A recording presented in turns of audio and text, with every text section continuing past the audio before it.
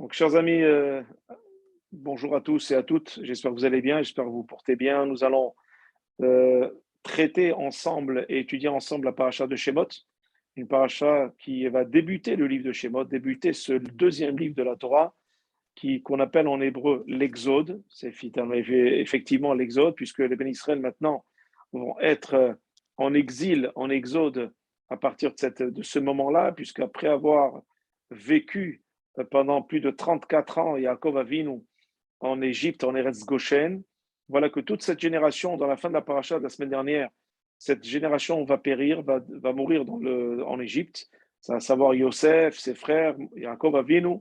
Maintenant, qu'est-ce qui va nous rester? Il va nous rester la deuxième génération qui va arriver. Cette deuxième génération-là, on va en parler dans la paracha de Shemot. Et pour regarder un petit peu, Ve'ele Shemot Bene Israël Abaim Mitzraïma Et Yaakov Ish Ubeto Ba'u. Vous savez, dans ce premier verset de la Torah, je vais traduire à l'instant, c'est un, c'est un puits de commentaires que nous pouvons véritablement essayer d'opérer. Alors, je vais essayer de traduire d'abord. Ve'ele, voici, Shemot, les noms. Et Ben Israël, des enfants d'Israël, Abaim Mitzraïma, qui sont venus en Égypte. Et Yaakov, donc ils sont arrivés avec Yaakov, Ishubeto, chacun avec sa famille, Baou, ils sont arrivés en Égypte. On voit ici quand même que le mot Beto est un mot important, le mot Shemot est un mot important, Ben Israël est un mot important aussi, les enfants d'Israël, mais pour cela on va essayer d'expliquer ensemble ce que cela veut dire. Ve'ele, si on regarde bien ce que veut dire Ve'ele, la valeur numérique de Ve'ele, Vav c'est 6, Aleph, c'est 1, ça fait 7. Lamed, c'est 30, ça fait 37. Et He, et justement, He, ça fait 5. 37 et 5, ça fait 42. Nous avons ici, exactement, on dit que si on essaie d'enlever 6 de V de ce Ele, à ce moment-là, on arrive à voir 36.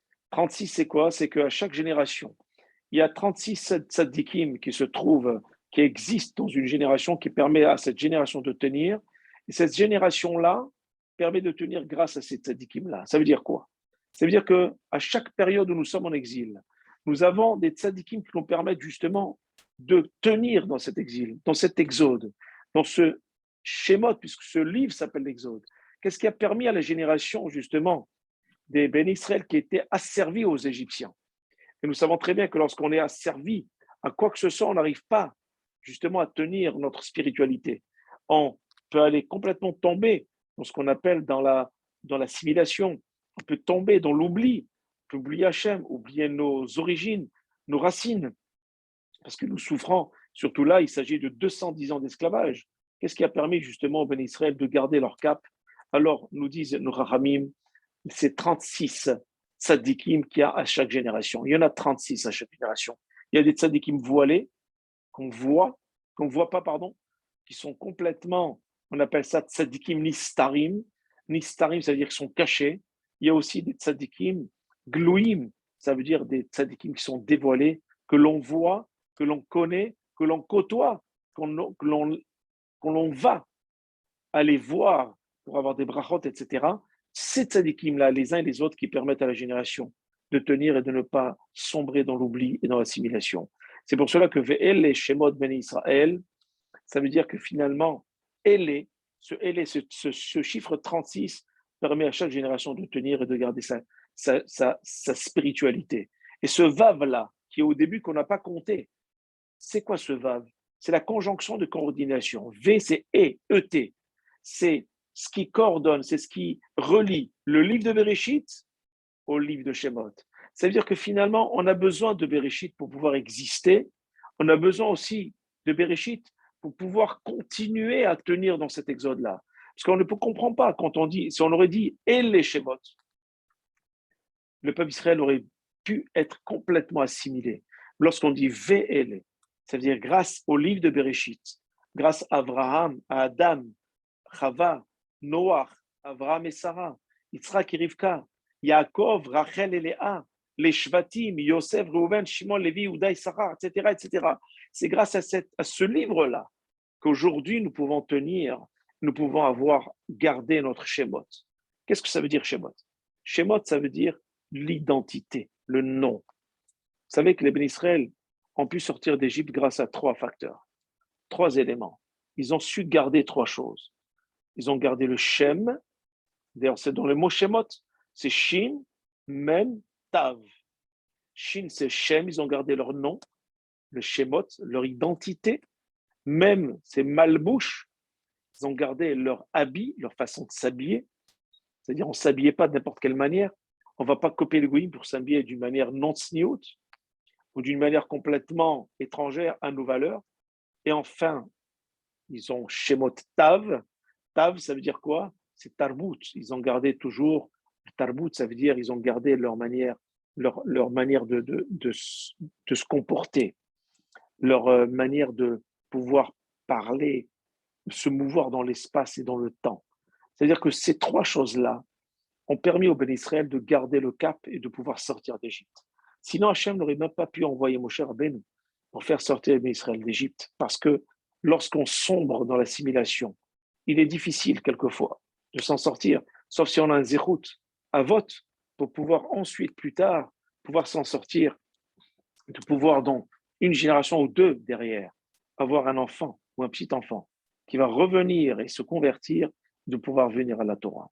Donc on voit ici que Yosef Hatzadik a préparé le terrain et Yaakov Avinu a préparé le terrain au Béné Israël pour pouvoir tenir dans cet exil, dans cet exode.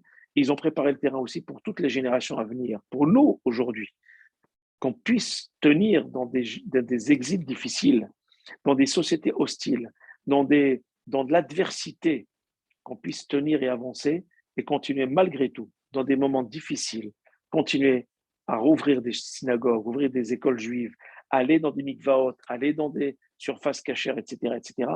Comment on peut tenir cela?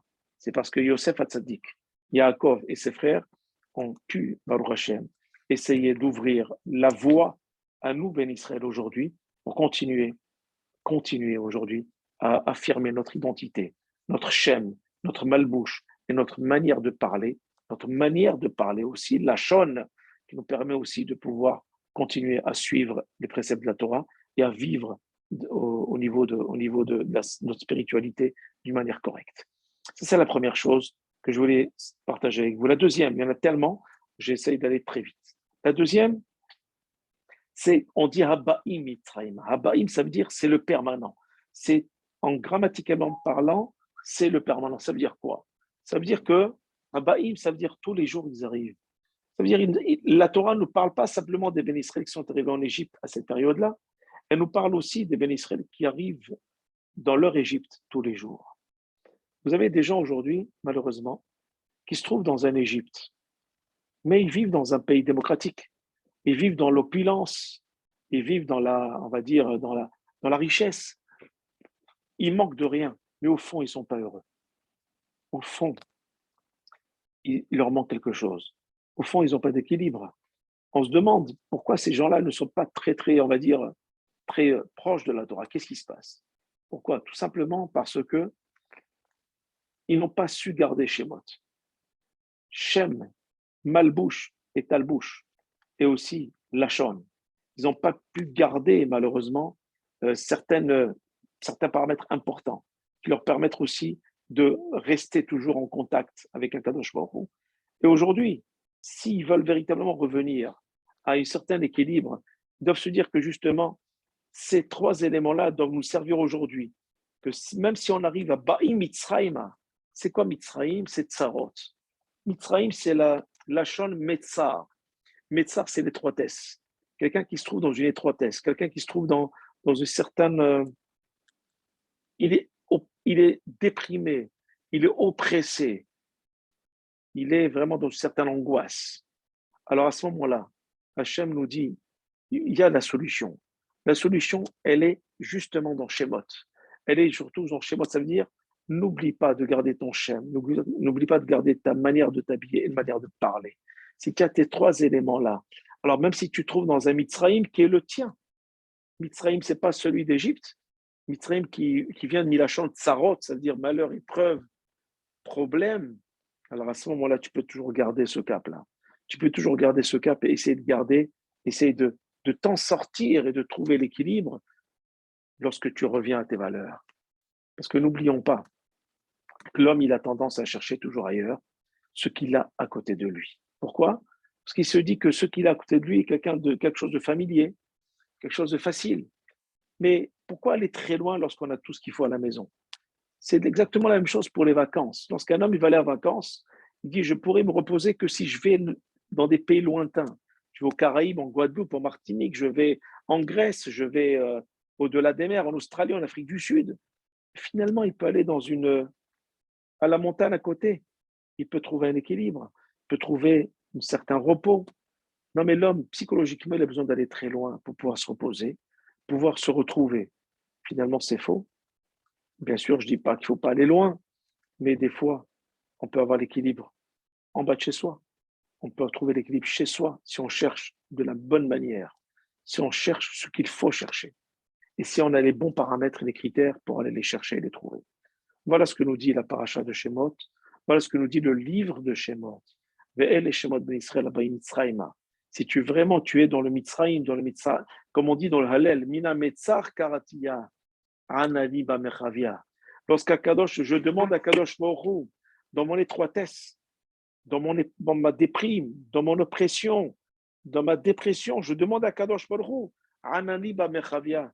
Alors il me répond avec beaucoup, beaucoup de largesse et surtout beaucoup de générosité.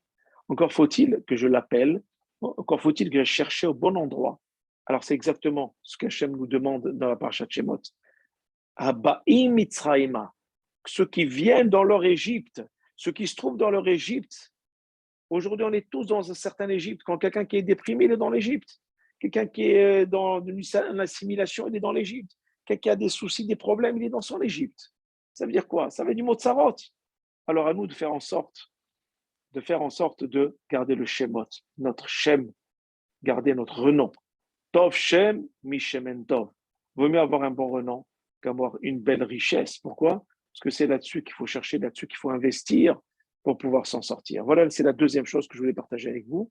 La troisième, la paracha, juste après, elle nous parle des deux sages-femmes. Ces deux sages-femmes, Shifra et Pura. Elle ne s'appelait pas Shifra et Pura, elle s'appelait Myriam et Yocheved. Elle s'appelait Yocheved, la maman de Moshe, et Myriam, la sœur aînée de Moshe. Alors on pose la question, pourquoi est-ce que Pharaon il a eu besoin de leur changer leur prénom? Ça revient à ce que j'ai dit tout à l'heure. Changer le prénom d'une personne, c'est essayer de lui faire oublier son identité. C'est essayer de lui faire oublier son nom. Lorsqu'on s'appelle plus Rouven, Shimon, lorsqu'on n'a plus des noms hébraïques, alors malheureusement, ça influe sur le destin de la personne. Ça influe sur la destinée, le shem et sur la shkafa de la personne, la manière de vivre de la personne, la manière de voir les choses. C'est pour cela que lorsqu'on fait une brit mila, on dit au papa, s'il donne un nom goy, on lui dit, est-ce qu'il n'y a pas un nom par lequel on pourrait l'appeler pour monter au Sefer Torah? On l'incite, on lui enseigne cela sur le moment. Parce que cet enfant, ce prénom va le suivre, va l'aider ou pas, ne va pas l'aider, va le remonter, malheureusement va le faire amener vers d'autres destinations. C'est pour ça qu'il y a marqué, Pharaon a voulu assimiler le peuple d'Israël. Il a pris ces deux dames, il les a appelées Shifra et Pura. Mais Akadosh Baruch Hu, il a trouvé dans ces deux prénoms quelque chose d'intéressant. C'est quoi Shifra? Ça vient du mot les chapères. En hébreu, les chapelles, ça veut dire améliorer. Les chapères. C'est améliorer, ça veut dire que Shifra, elle a amélioré le bébé. Et Pura, ça veut dire qu'elle chantait des chansons au bébé. Améliorer le bébé, ça veut dire quoi? Elle lui donnait du miel, elle le lavait, elle lui donnait à manger. Et Myriam, elle lui chantait des chansons pour l'endormir. Même dans les moments les plus difficiles, même dans des mots, des noms qu'on veut leur donner pour essayer de leur faire oublier leur identité, Akadosh Baruch Hu va chercher le positif dedans parce qu'elles avaient de bonnes intentions. Ce n'est pas elles qui ont eu ce nom, c'est lui qui leur a imposé ce prénom-là pour leur faire oublier leur identité. Mais finalement, Rachid dit que Shifra, c'était Yocheved, et Pura, c'était Myriam. Mais lorsque On a la liberté de donner un nom à son fils ou à soi-même. Alors même les personnes qui n'ont pas de prénom encore hébraïque, on peut leur donner un prénom hébraïque devant un Sefer Torah, devant un minyan. Ce n'est pas un problème. Il ne faut pas qu'elles hésitent à le faire. Pourquoi? Parce que ce prénom-là vont les aider dans leur Avodat Hashem, vont les aider dans la hashkafa de leur vie, les aider dans la façon de voir les choses, dans le regard sur la vie qu'elles auront. Lorsque quelqu'un s'appelle Yoshua, lorsqu'il s'appelle Christian, ce n'est pas la même chose. Là, nous avons un prénom qui est le nom d'Akadosh Baruch Hu, nous avons un prénom qui ne veut rien dire. Je n'ai rien contre les autres prénoms, mais voilà, on voit ici, puisque aussi, n'oublions pas que le livre s'appelle Shemot. Si on a pris ce nom-là pour donner ce titre à ce livre, qui est un livre clé de la Torah, dans lequel toutes les mitzvot vont commencer à pleuvoir après la sortie d'Égypte, en commençant par Pessah, ensuite Mishpatim, ensuite Teruma, etc., etc. C'est parce que justement, le Shem, le nom, il ne vient pas simplement du nom qu'on lui a donné, mais il va influer sur le fait de vouloir faire les mitzvot, d'aimer les mitzvot, d'aimer l'étude ou pas. Voilà pourquoi, chers amis, ce nom, ce mot-là, ce livre s'appelle Shemot, parce que c'est lui qui va tracer la construction d'un peuple. C'est lui qui va tracer la route du peuple d'Israël. C'est ce qu'on va voir. Puis dans ce livre, ils vont sortir d'Égypte pour aller recevoir la Torah. Dans ce livre, ils vont traverser le désert. Dans ce livre, ils vont recevoir toutes les mitzvot qu'il y a dans la paracha de Mishpatim, de Teruma, de Tetzavé, de Kitissa, etc., etc. Et ensuite, on va avoir la construction du Mishkan dans justement Béar et Bechokotai. Ça veut dire que finalement, dans tout ce livre-là, on a la construction d'un peuple. On a là un peuple qui veut s'en sortir, qui veut sortir d'Égypte, qui va, grâce au Shem, grâce au nom, grâce à ce qu'il a pu le sauver, comme j'ai dit tout à l'heure, le nom, la façon de s'habiller, la façon de parler, c'est ça qui va leur permettre justement de sortir de l'abîme qui est l'Égypte pour aller vers le don de la Torah et ensuite Bezat Hashem, rentrer en Eretz Israël. La quatrième chose, je vais très vite parce que c'est vendredi et qu'on ne peut pas développer énormément, c'est qu'on va voir justement la naissance de Moshe Rabbeinu. La naissance de Moshe Rabbeinu. Et comment elle s'est faite cette naissance-là? C'est faite par l'aide de Myriam qui va parler d'une manière assez dure à son père et qui va dire, toi tu as divorcé de maman pour ne pas, de peur d'avoir un garçon, parce qu'il y avait des garçons qui devaient être tués, mais ce que tu fais est pire que Pharaon, c'est que toi tu vas empêcher maman d'avoir ni un garçon, ni une fille, donc tu vas dans le sens du Pharaon, et non seulement dans le sens du Pharaon, mais pire encore. Qu'est-ce qu'on voit de là? On voit une leçon extraordinaire. On voit que même si on est dans des moments difficiles, on ne doit pas tomber dans la déprime et se dire et se laisser aller. Il faut toujours garder confiance en Akadosh Baruch Hu. C'est ce que Myriam dit à son père. C'est ce qu'elle dit à son père qui était Vayeler Ish Mibet Levi, Vayikach Bat Levi. Voilà qu'un homme de la tribu de Lévi est parti, il a repris sa femme de Lévi, Yochebed, Amram, son père Amram. Et pourquoi? Qu'est-ce qu'il est en train de lui dire? Il lui dit, c'est pas parce que nous avons une épreuve qu'on doit tout laisser tomber. C'est pas parce que nous avons un décret qu'on doit baisser la garde, qu'on doit baisser complètement baisser nos bras et se dire, ça y est, il n'y a plus rien à faire. C'est pas parce que Pharaon a dit que tout garçon qui va venir au monde sera tué et toutes les filles seront vivantes que c'est maintenant, tu vas divorcer et tout lâcher. C'est dans ces moments-là qu'Akadosh Baruch Hu t'attend. C'est dans ces moments-là où Akadosh Baruch Hu veut à tout prix que tu fasses des enfants, il veut à tout prix que tu restes avec ta femme, que tu gardes la mitzvah du mariage, la mitzvah d'avoir des enfants, la mitzvah d'éduquer et d'élever. Et on le verra plus tard avec Rabbi Akiva. C'est pas pour rien, on le verra plus tard avec Rambam et Rabbi Yaakov Bersera, dont c'est la Skara aujourd'hui, c'est l'Eloula. Rabbi Yaakov Bersera, l'Eloula aussi. Rabbi Moshe Ben Maimon, Rambam, qui ont continué envers et contre tout dans des moments difficiles, à enseigner la Torah, à écrire des livres. Rabbi Yaakov était dans des moments difficiles. Maïmonide aussi a été dans des moments difficiles. Il était à Cordoue, il s'est sauvé en Égypte, au Maroc à Fès. Après, il s'est sauvé encore une fois, une troisième fois. Il est allé à Yerushalayim dans la famine. Ensuite, il a dû aller au Caire pour pouvoir vivre et avoir un métier pour vivre.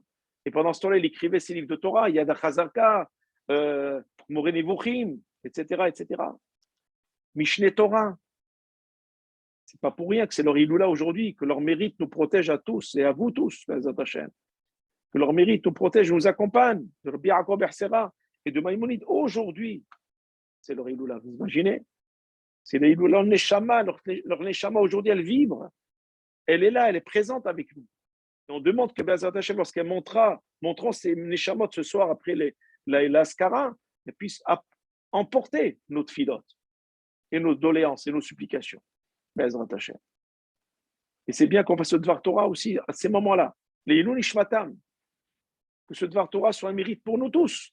Lorsqu'il montre la Neshama, elle repartira encore après cette Iloula. Bezat Hashem. Alors que c'est ça qu'elle voulait dire, Myriam, à son père. Vous lui dire, papa, toi, à la moindre épreuve, tu baisses la garde, tu renvoies maman, tu divorces, tu t'en vas, ça y est, tu laisses tout en paix. C'est pas ça. Hachem, ce qu'il demande, c'est que justement, c'est dans l'épreuve qu'Hachem nous regarde nos efforts. Et n'oublions pas ce que nous dit le psalmiste David Amelech. Je suis avec eux dans la douleur. Si Hachem est avec nous dans la douleur, c'est qu'il ne nous abandonne jamais, il est toujours là. S'il est toujours là, c'est qu'il est là pour nous remonter. Il attend nos efforts. Parce que si Hachem n'est plus là, on a beau faire des efforts, on est fini. Le Tzarara est beaucoup plus fort que nous. Mais lorsque David Amelech nous dit dans Télim, je suis avec eux dans la douleur, dans les épreuves, c'est bon pour nous, c'est un espoir, quelles que soient les épreuves qu'on a. On sait qu'Hachem est avec nous. Alors le moindre effort qu'on fera, il nous remontera. Il attend que ça. Il n'attend que ça. Alors, chers amis, c'est un bon espoir de voir qu'on manque Myriam. C'est pour ça qu'elle va avoir le mérite d'avoir ce puits d'eau dans le désert. Le puits d'eau, ça veut dire que s'il y a un puits d'eau, s'il y a cette Torah qui va sortir de la bouche de Moshe, qui va enseigner la Torah toute sa vie au Béni Israël, c'est grâce à Myriam.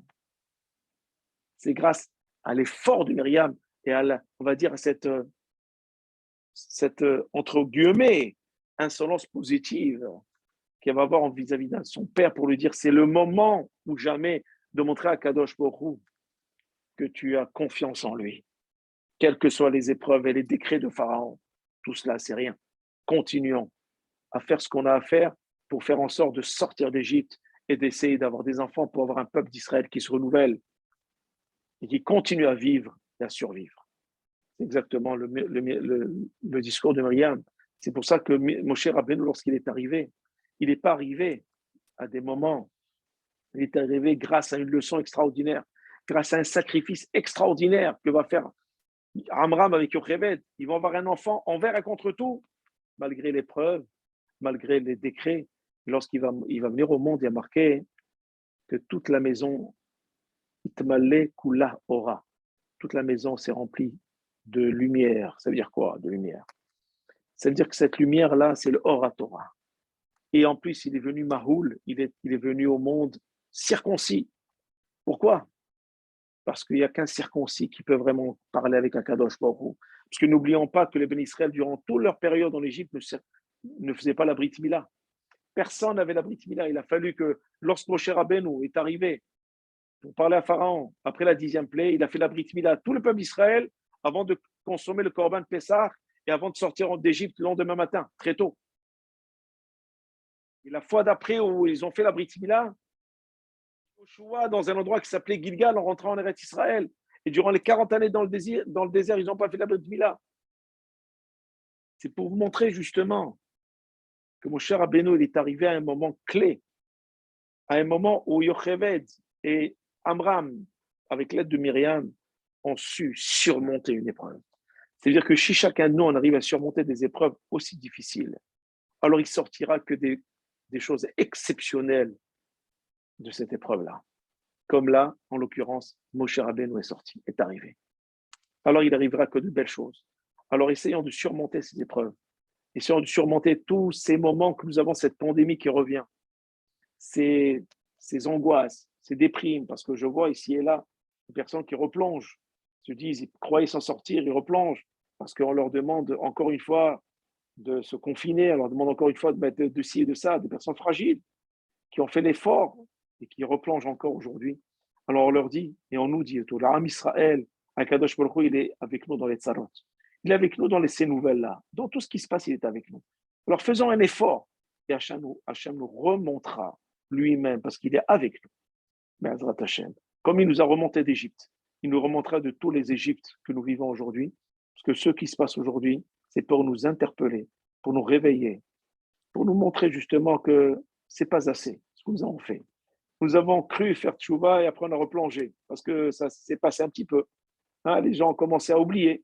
Alors je me dis non, on ne doit pas oublier que je suis là, que vous devez vous remettre sur la voie, vous remettre justement sur le chemin. En se remettant sur ce chemin-là, Be'ezrat Hashem, qu'on pourra trouver enfin Be'ezrat Hashem, comme on a trouvé Moshe Rabbeinu, on trouvera une délivrance que Moshe va faire, va offrir au Ben Israël en Égypte.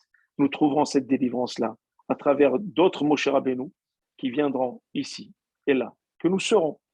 Nous avons tous la Neshama de Moshe Rabbeinu, nous avons tous cette Kedusha de Moshe Rabbeinu pour nous en sortir, pour sortir justement de cette Égypte, de ces Égyptes-là que nous vivons ici et là, puisque la racine d'Égypte, c'est Tsarot, Mitzraïm, Tsarot, les épreuves, l'oppression, cette dépression que les uns et les autres vivent, que je vois autour de moi.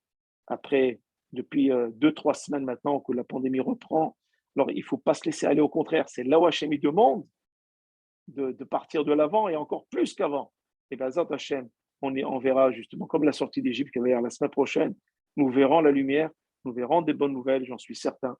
Ce Shabbat-là de Shemot, ça sera une bonne nouvelle pour nous, avec Bisrout Rabbi Yaakov Bersera, Bisrout Maïmonide, Rambam, Rabbi Moshe Ben Maïmon, dont c'est leur hilula aujourd'hui, Zichutam Yagen Alenu, Ve'al Kol Amu Israël, Ve'imru Amen et Amen. Shabbat Shalom Mevorach, on peut ouvrir les micros maintenant et on va